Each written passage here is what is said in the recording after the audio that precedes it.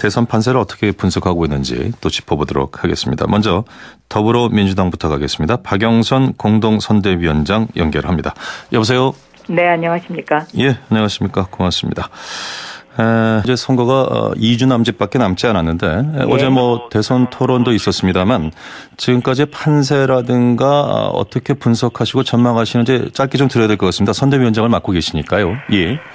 저는 이번 주말을 계기로 해서 문재인 후보가 승기를 완전히 굳혔다 이렇게 생각합니다. 예.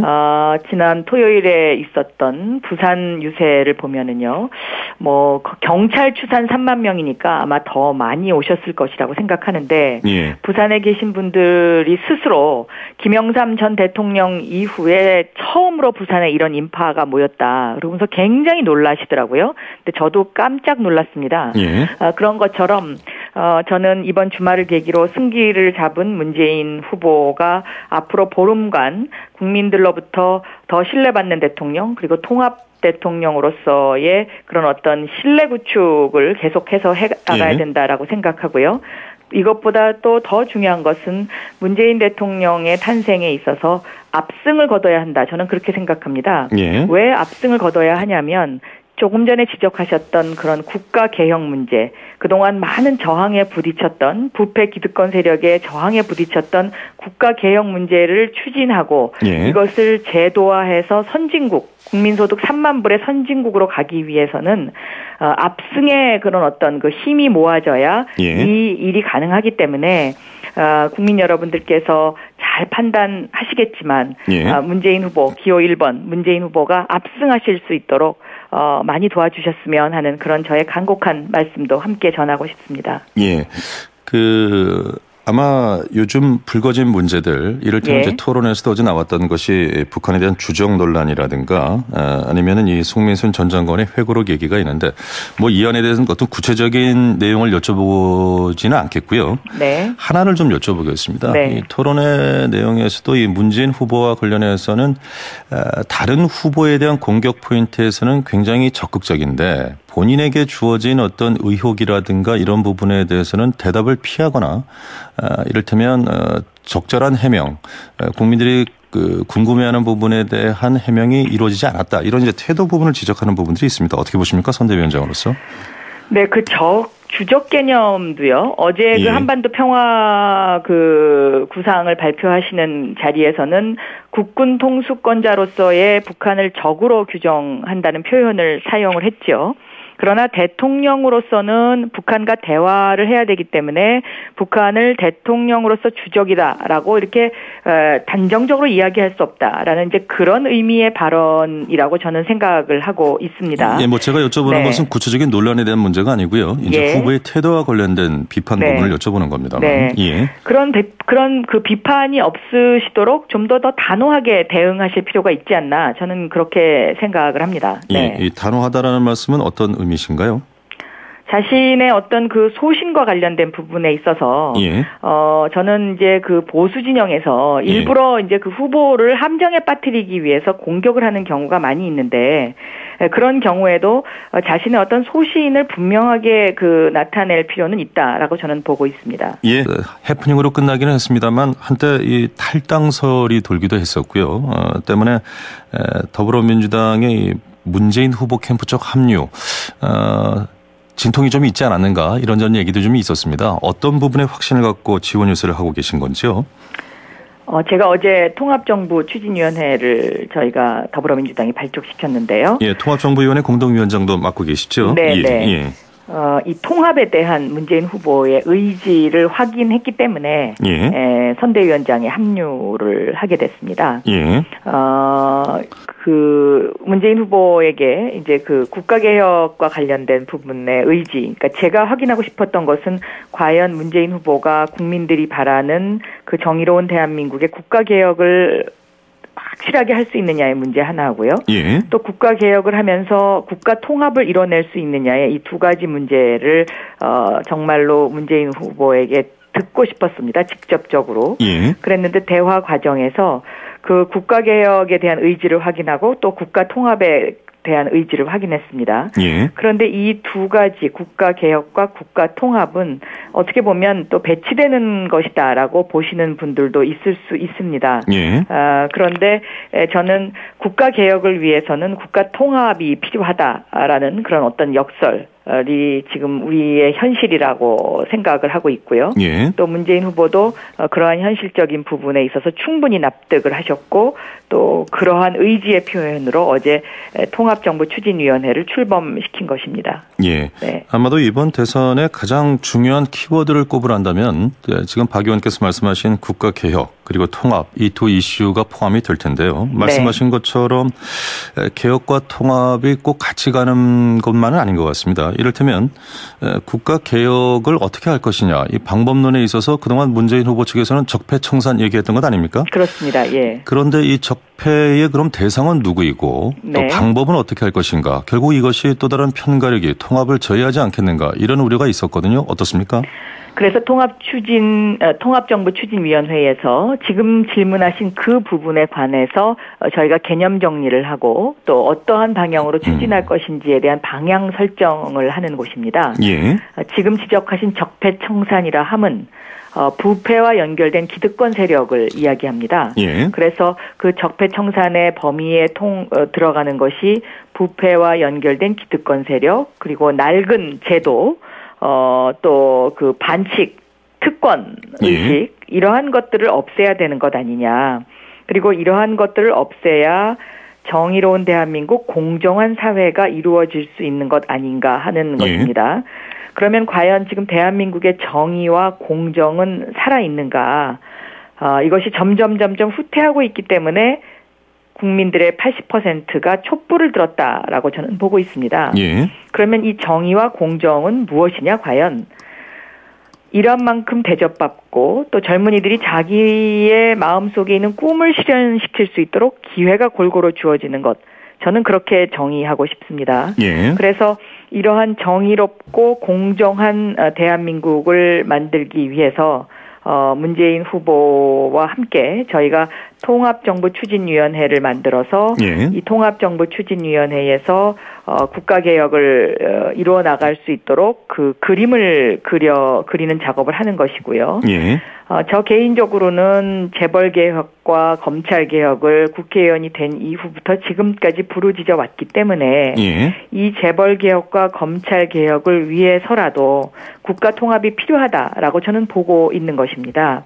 왜냐하면 그동안의 재벌개혁과 검찰개혁이 그 기득권 저항, 다시 말하면 부패와 연결된 기득권 세력의 저항에 부딪혀서 제대로 이루어지지 못했고 오히려 이명박 박근혜 정권에서는 이것이 후퇴하는 양상을 보여왔기 때문에 이러한 부분을 좀 더 확실하게 문재인 통합정부에서 이루겠다라는 그러한 말씀을 드릴 수 있겠습니다. 예, 뭐 주된 말씀은 역시 개혁에 대한 저항 세력은 같이 갈 수 없다는 말씀으로 들리는데 그렇습니다. 부패한 저항 세력을 어떻게 끊어내느냐가 대한민국이 선진국으로 가느냐 안 가느냐에 저는 문제다라고 생각합니다. 이 적폐청산과 관련해서는 새롭게 통합정부위원회에서 방향성을 갖겠다라고 말씀을 하셨는데 그렇다면은 예비 경선 당시에 문재인 후보 측에서 얘기했던 적폐청산의 범위와 방법 그것과 지금 공동위원장을 맡고 계신 통합정부위원회에서 생각하고 있는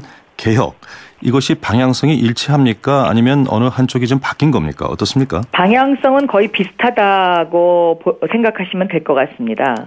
다만 이 통합정부추진위원회에서 추진하는 어떤 그 방향성에 있어서는 예를 들어서 탄핵에 동참했던 세력, 다시 말하면 대한민국이 옳은 길로 갈 수 있도록 함께하는 정의를 선택하는 세력과는 함께 하겠다라는 것입니다.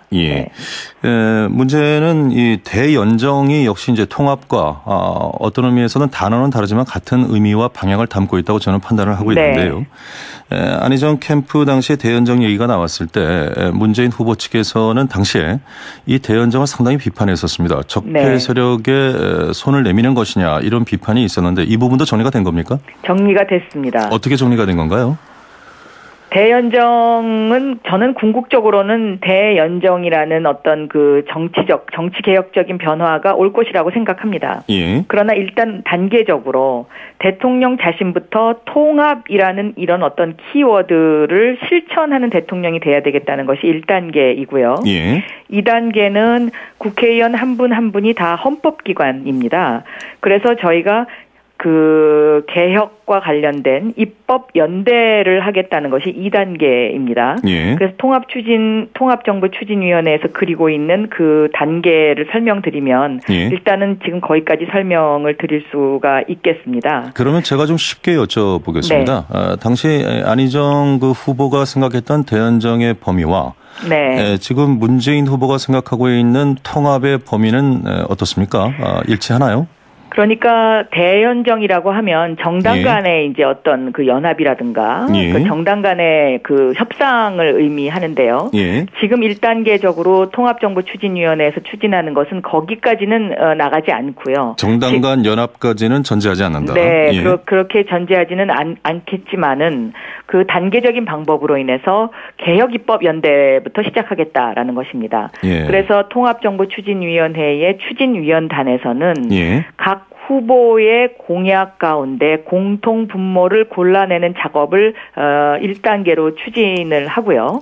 그 작업이 끝나면 어떻게 해서 이것을 입법화해서 대한민국의 제도, 다시 말하면 정의와 공정이 정착될 수 있는 제도를 만드느냐, 이것에 주력할 생각입니다. 네. 이 통합정부위원회에 과연 어떤 사람들이 합류할 것인가 하는 것이 아무래도 이제 방향성과 관련해서는 좀 구체적으로 다가올 수 있는 부분이 아닌가 싶고요. 또 하나 관심사가 이 통합정부라는 표현, 원래 이 김종인 전 대표가 많이 썼던 표현이기도 해서요. 혹시 뭐 좀 신뢰되는 질문인지 모르겠습니다만 김종인 전 대표의 합류 가능성 타진을 해보신 적이 있으신지요?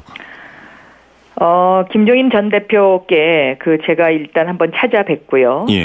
그리고 그 의원들께서 함께 하셨으면 좋겠다는 여러 차례의 간곡한 그 부탁의 말씀을 올렸고, 또 문재인 후보의 뜻도 전달을 했습니다. 그런데 제가 느끼기에는 현재로서는 김종인 그 대표께서는 이번 선거에서 그냥 특정 어떤 그 후보를 지원하거나 하는 일은 안 하시기로 이제 이미 마음에 결심을 하신 것으로 그렇게 알고 있습니다. 통합정부를 꾸리는 데 있어서 통합정부위원회는 어떤 인사들이 참여를 합니까? 지금 좀 구체적인 언급을 해줄 수 있는 분들이 있는지요? 어제 이제 통합정부추진위원회의 발족식이 있었는데요. 추진위원회가 추진위원단과 자문위원단으로 이렇게 구성이 되어 있습니다. 그래서 자문위원단의 단장으로 한승헌 전 감사원장님을 모셨고요. 그리고 부단장으로는 새누리당 전 기재위원장을 하신 정희수 부단장을 모셨습니다. 그리고 오늘 통합정부추진위원회 자문위원과 관련해서 1차 발표가 오후에 있습니다. 알겠습니다. 이것도 대단히 좀 신뢰되는 질문이 될런지 모르겠습니다만 많은 정치평론가라든가 전문가들이 가지고 있는 의문이기 때문에 제가 대신해서 질문을 드리겠습니다. 김종인 전 대표의 예를 구체적으로 들지 않는다 하더라도 문재인 후보와 관련해서는 그동안 이런 인사들을 활용하고 그 이후에 어찌됐건 그 배타적인 태도로 임하지 않았는가. 아마 이런 부분 때문에 박영선 의원께서도 선대위원장을 맡는데 망설였던 것 아니냐. 이제 이런 얘기들을 하고 있는데 이 말은 쉽게 한마디로 얘기하면 적폐청산에서 통합적으로 키워드가 바뀌고 있습니다만 그 진정성에 대해서 의문을 갖고 있다. 이런 말로 표현이 될 것 같습니다. 어떻습니까? 이 부분은? 저에게 그런 질문을 하시는 분들이 굉장히 많이 있습니다. 그런데 저는 이번에 문재인 후보의 선대위원장으로 합류하면서 제가 그런 어떤 그 많은 의문점을 해소시킬 수 있을 만큼 문재인 후보로부터 어떤 그런 확신에 찬 그런 어떤 그 신념을 읽을 수 있었고요. 저 또한 이런 어떤 통합정부로 가야 한다는 것이 저의 정치 신념이기도 하기 때문에 이 부분과 관련해서는 문재인 후보가 혹시라도 대통령이 당선된 이후에 이 부분과 관련해서 뭐 다른 그 어떤 그 실천 의지가 보이지 않는다 했을 때는 그때는 아마 저도 이 부분과 관련해서는 그냥 묵과하지 않을 거고요. 또 한승원 전 감사원장님의 입장도 마찬가지인 것으로 그렇게 알고 있습니다. 예, 네. 만약에 그런 변화가 온다면은 그때는 묵과하지 않겠다 이런 네. 말씀이시군요. 예, 알겠습니다. 뭐 바쁘실 텐데 오늘 이렇게 인터뷰 응해 주셔서 감사합니다. 네, 감사합니다. 예, 지금까지 더불어민주당 박영선 공동선대위원장이었습니다. 국가 개혁 문제를 추진하고 이것을 제도화해서 선진국, 국민소득 3만 불의 선진국으로 가기 위해서는 압승의 그런 어떤 그 힘이 모아져야 이 일이 가능하기 때문에 국민 여러분들께서 잘 판단하시겠지만 문재인 후보, 기호 1번 문재인 후보가 압승하실 수 있도록 많이 도와주셨으면 하는 그런 저의 간곡한 말씀도 함께 전하고 싶습니다. 예. 아마 요즘 불거진 문제들, 이를테면 이제 토론에서도 어제 나왔던 것이 북한에 대한 주적 논란이라든가 아니면은 이 송민순 전 장관의 회고록 얘기가 있는데 뭐 이 안에 대해서는 어떤 구체적인 내용을 여쭤보지는 않겠고요. 네. 하나를 좀 여쭤보겠습니다. 네. 이 토론의 내용에서도 이 문재인 후보와 관련해서는 다른 후보에 대한 공격 포인트에서는 굉장히 적극적인데 본인에게 주어진 어떤 의혹이라든가 이런 부분에 대해서는 대답을 피하거나 이를테면 적절한 해명, 국민들이 궁금해하는 부분에 대한 해명이 이루어지지 않았다. 이런 이제 태도 부분을 지적하는 부분들이 있습니다. 어떻게 보십니까, 선대위원장으로서? 네, 주적 개념도요. 어제 그 한반도 평화 구상을 발표하시는 자리에서는 국군 통수권자로서의 북한을 적으로 규정한다는 표현을 사용을 했죠. 그러나 대통령으로서는 북한과 대화를 해야 되기 때문에 북한을 대통령으로서 주적이다라고 대한민국의 국가개혁을 확실하게 할 수 있느냐의 문제 하나고요. 또 국가개혁을 하면서 국가 통합을 이뤄낼 수 있느냐의 이 두 가지 문제를 정말로 문재인 후보에게 듣고 싶었습니다. 직접적으로. 그랬는데 대화 과정에서 그 국가개혁에 대한 의지를 확인하고 또 국가 통합에 대한 의지를 확인했습니다. 그런데 이 두 가지 국가개혁과 국가통합은 어떻게 보면 또 배치되는 것이다라고 보시는 분들도 있을 수 있습니다. 그런데 저는 국가개혁을 위해서는 국가통합이 필요하다라는 그런 어떤 역설이 지금 우리의 현실이라고 생각을 하고 있고요. 또 문재인 후보도 그러한 현실적인 부분에 있어서 충분히 납득을 하셨고 또 그러한 의지의 표현으로 어제 통합정부추진위원회를 출범시킨 것입니다. 네. 아마도 이번 대선의 가장 중요한 키워드를 꼽으란다면 지금 박 의원께서 말씀하신 국가개혁 그리고 통합 이 두 이슈가 포함이 될 텐데요. 말씀하신 것처럼 개혁과 통합이 꼭 같이 가는 것만은 아닌 것 같습니다. 이를테면 국가개혁을 어떻게 할 것이냐 이 방법론에 있어서 그동안 문재인 후보 측에서는 적폐청산 얘기했던 것 아닙니까? 그렇습니다. 그런데 이 적폐의 그럼 대상은 누구이고 또 방법은 어떻게 할 것인가? 결국 이것이 또 다른 편가르기, 통합을 저해하지 않겠는가? 이런 우려가 있었거든요. 어떻습니까? 그래서 통합정부추진위원회에서 지금 질문하신 그 부분에 관해서 저희가 개념 정리를 하고 또 어떠한 방향으로 추진할 것인지에 대한 방향 설정을 하는 곳입니다.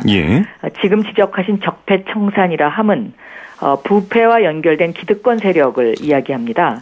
그래서 그 적폐청산의 범위에 들어가는 것이 부패와 연결된 기득권 세력 그리고 낡은 제도 또 그 반칙, 특권 의식 이러한 것들을 없애야 되는 것 아니냐. 그리고 이러한 것들을 없애야 정의로운 대한민국 공정한 사회가 이루어질 수 있는 것 아닌가 하는 것입니다.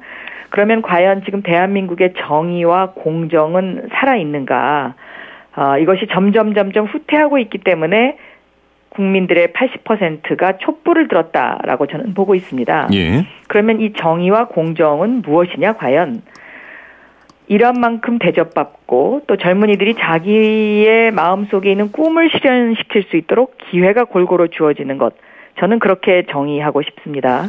그래서 이러한 정의롭고 공정한 대한민국을 만들기 위해서 문재인 후보와 함께 저희가 통합정부추진위원회를 만들어서 이 통합정부추진위원회에서 국가개혁을 이루어 나갈 수 있도록 그 그림을 그리는 작업을 하는 것이고요.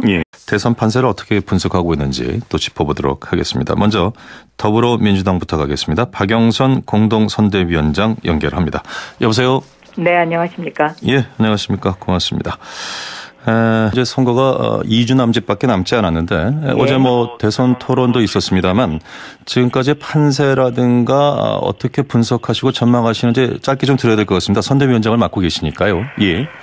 저는 이번 주말을 계기로 해서 문재인 후보가 승기를 완전히 굳혔다 이렇게 생각합니다. 예.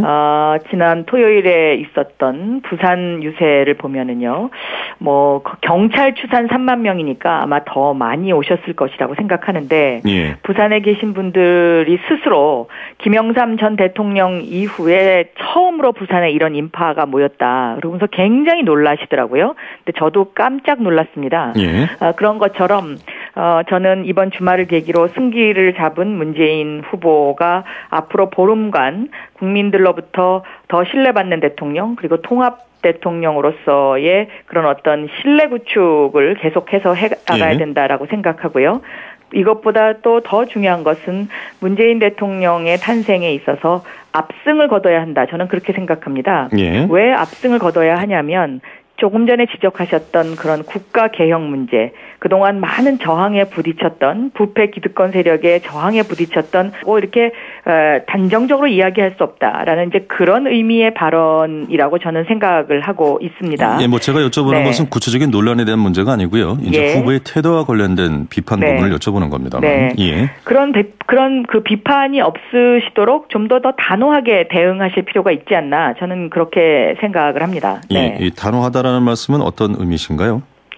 자신의 어떤 그 소신과 관련된 부분에 있어서 예. 저는 이제 그 보수 진영에서 일부러 이제 그 후보를 함정에 빠뜨리기 위해서 공격을 하는 경우가 많이 있는데 그런 경우에도 자신의 어떤 소신을 분명하게 나타낼 필요는 있다라고 저는 보고 있습니다. 예. 해프닝으로 끝나기는 했습니다만 한때 이 탈당설이 돌기도 했었고요. 때문에 더불어민주당의 문재인 후보 캠프 쪽 합류 진통이 좀 있지 않았는가 이런저런 얘기도 좀 있었습니다. 어떤 부분에 확신을 갖고 지원 요새를 하고 계신 건지요? 제가 어제 통합정부 추진위원회를 저희가 더불어민주당이 발족시켰는데요. 예, 통합정부위원회 공동위원장도 맡고 계시죠? 네, 예, 네. 예. 이 통합에 대한 문재인 후보의 의지를 확인했기 때문에 예. 선대위원장에 합류를 하게 됐습니다. 예. 문재인 후보에게 이제 국가개혁과 관련된 부분의 의지, 그러니까 제가 확인하고 싶었던 것은 과연 문재인 후보가 국민들이 바라는 그 정의로운